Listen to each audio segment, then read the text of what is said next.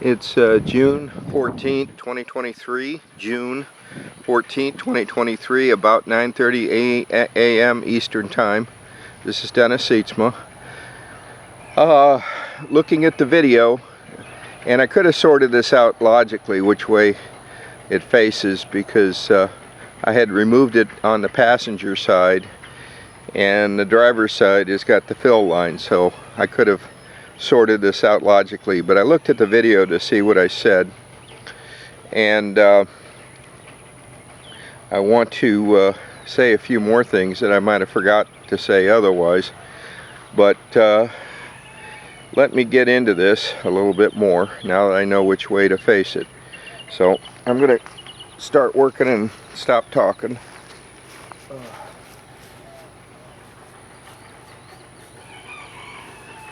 Okay, finding the O-ring, and it's good to use a new one because I've had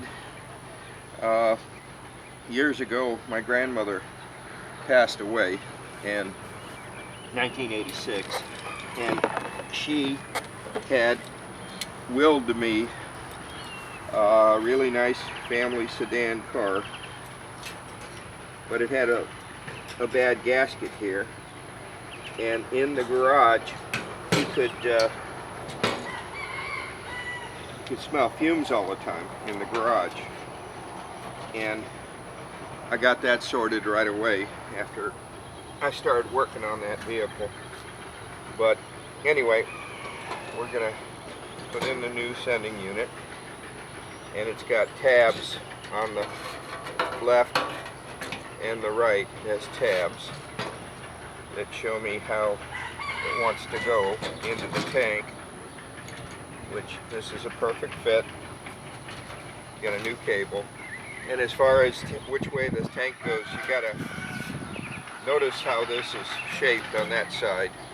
It's not round like the other three sides are round, and this, I believe this is a 27-gallon tank. And I'm trying to think if I need to do anything else before I button this up. And a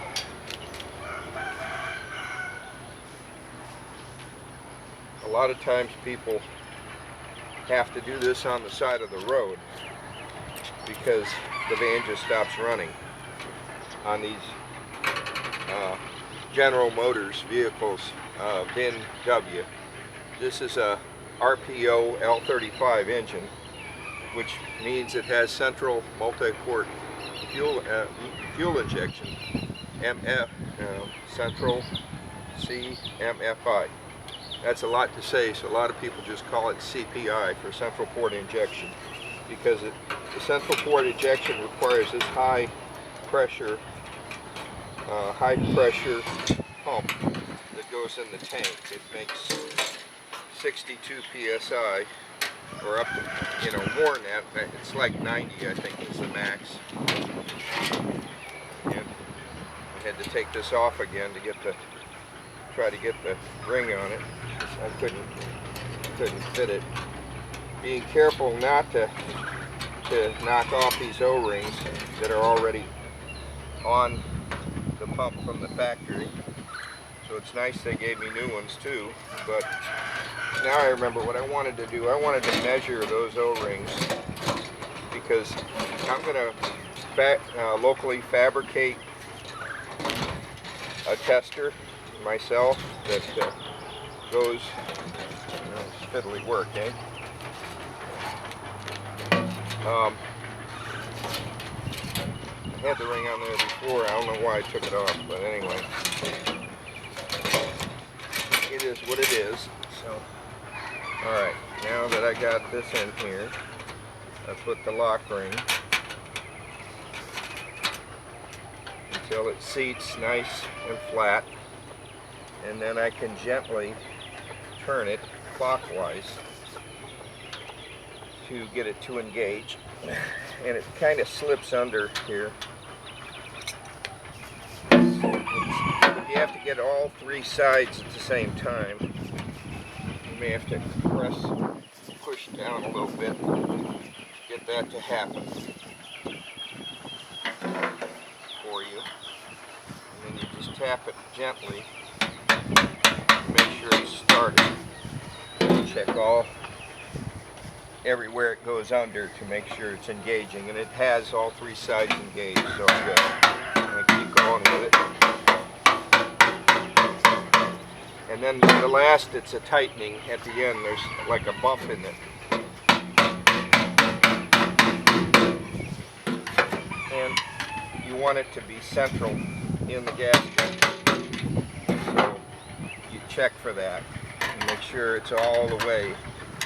Now, a lot of gas tanks use the same thing on a lot of gas tanks. So,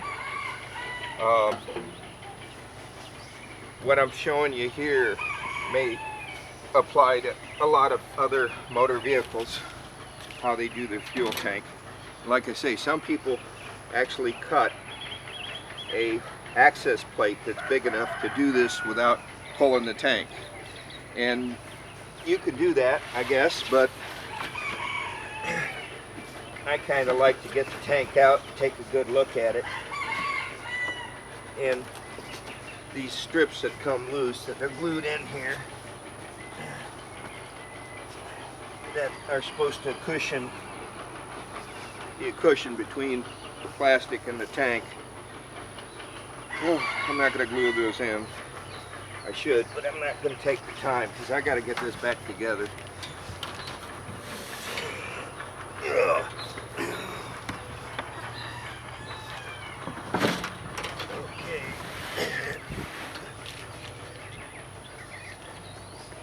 And of course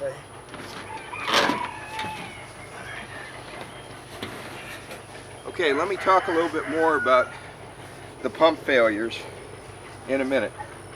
Don't go away.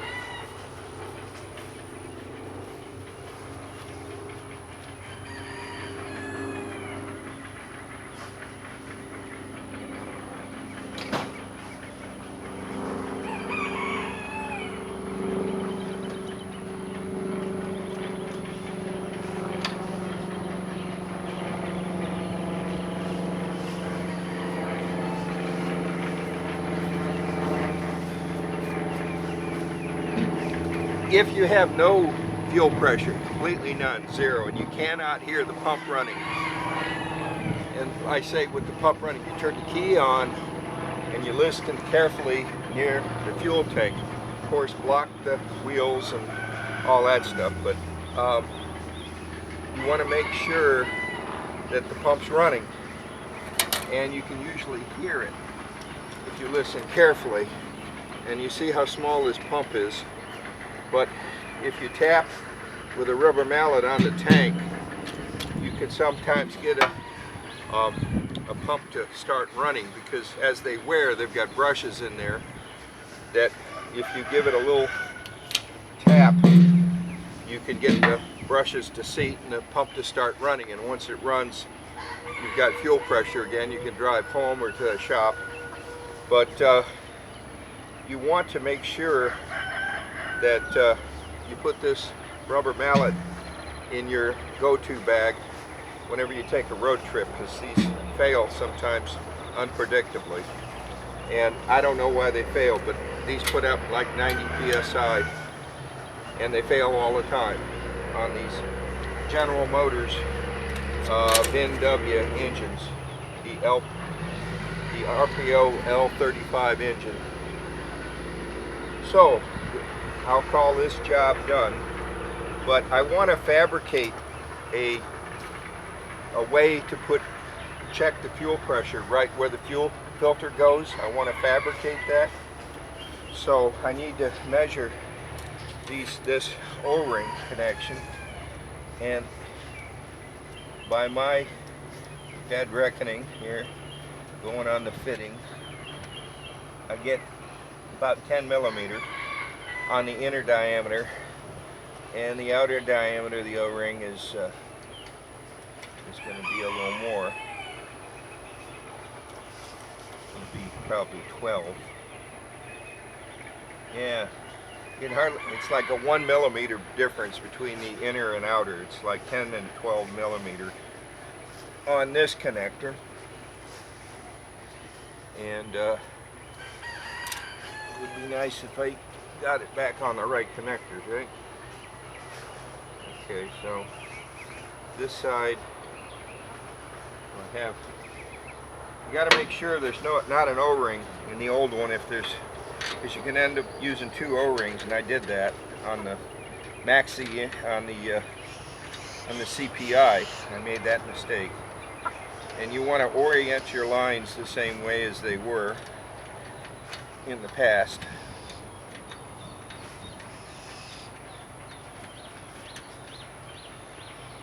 And that's why I would put this blanket out here, so I could check the orientation of the camera and make sure I do this, put it back in the way it came out. Okay, get that, and the O-ring is on. Now, I think this is the same. Let me check it. I think this is the same.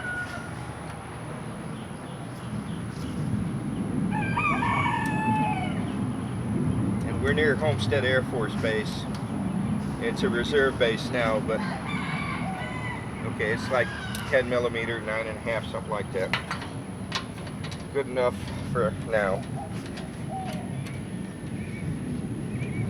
I wish I could find a part number for these lines, because you'd have to locally fabricate them if they failed. And they've got a heat advisory out today, so I have to take frequent breaks. I can't stay out here all the time working without hurting myself. So, having trouble getting this thread started here. So,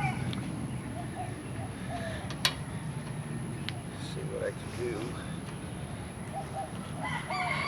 by doing it that way.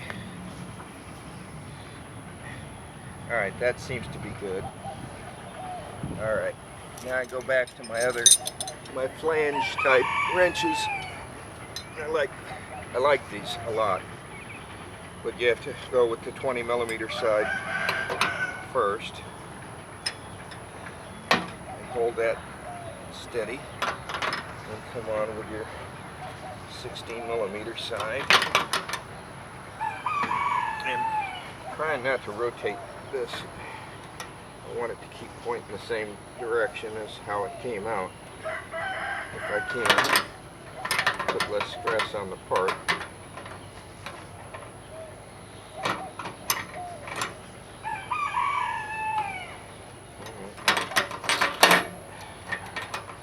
Alright, boy, you're ham-handed here. And I'm sorry I'm huffing and puffing, but I got bronchitis, and since infancy, and as I'm getting older, it's getting worse. So that's good. She's good and tight there. It's an old joke my grandfather always told me about the railroads. Mr. Caddick. She's a tight Mr. Caddick, which, you know, engineers were Scottish engineers, like Scotty on Star Trek, James Doohan. He was a real live hero from World War II, Jimmy Doohan. And I met him once. Nice man, very humble and friendly.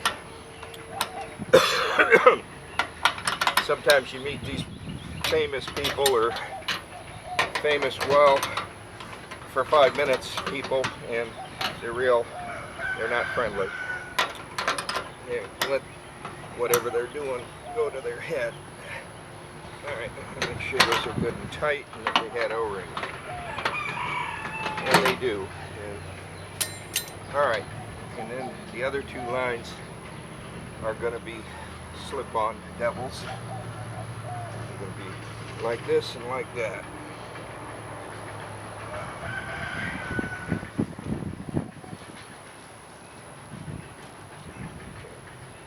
And am I doing this right? I think so. Alright. I think it faces towards the back from what I recall from taking it apart last night.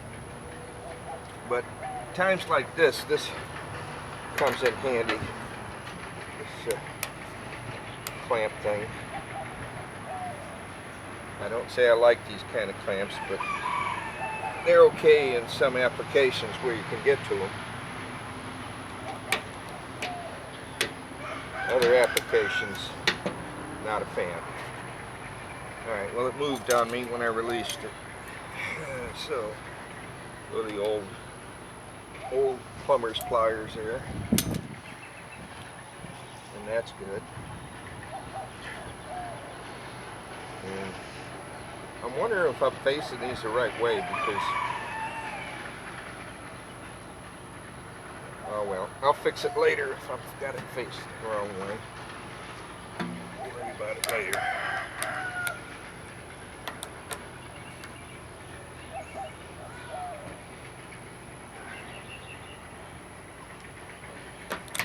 Okay, so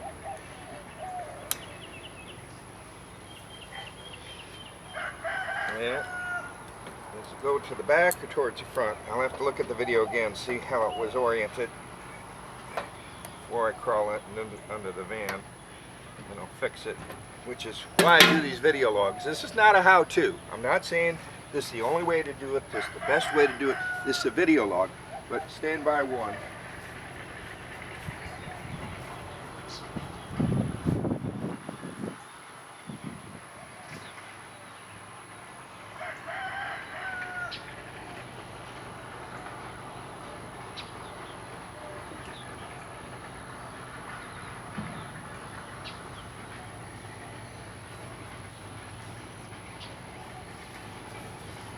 Okay, this is the fuel filter, and I think it uses the same O-rings. I'll check it, because this was leaking before on me, and I'll double check and find out if I'm doing something wrong.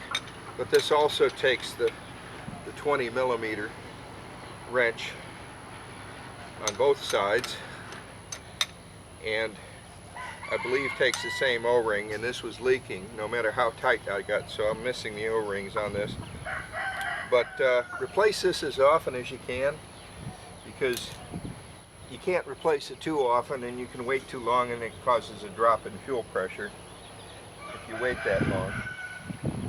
So, but I want to locally fabricate a line that goes on one side and measures my fuel pressure, so I can put in the fuel filter and measure the pressure right there.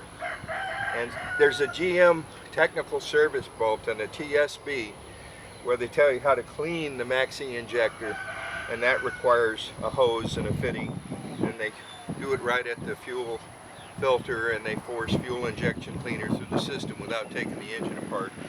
So I may try that before I replace the maxi injector, if I can figure out how to fabricate this way to pressurize it or measure pressure via local fabrication, or the technical service bulletin might give me the part number, and I might be able to find it on eBay, because this was all done back in the 1990s when CPI, this central port CPI was from 1992 to 1995, and there's no replacement for it. If it's a VIN-W RPO L35 engine, you're kind of stuck to fix it, because the later fuel injections systems that came out, they are not, how do I want to say this? They're not compatible for an affordable price, and getting parts for this is really hard right now at present time. I'm bugging the manufacturers by email to say, hey, you got to keep supporting the CPI because there's too many of them out there. Your other way of doing it is, if you got a lot of money to spend, you can go with a Holley Sniper with the Ellen Brock intake and the electronic controller for the 4L6E, and update your old Astro van to mod. But I want to repair this, because this is the most affordable thing I can do, and I'm an old Dutchman. I'm thrift-minded, so but it would be fun to do the sniper thing. It would be fun, but that would be very expensive. Anyway, thanks for watching. Homestead Dennis Sytsma, Dennis John Sytsma Productions, Homestead, Florida, USA. Thanks for watching.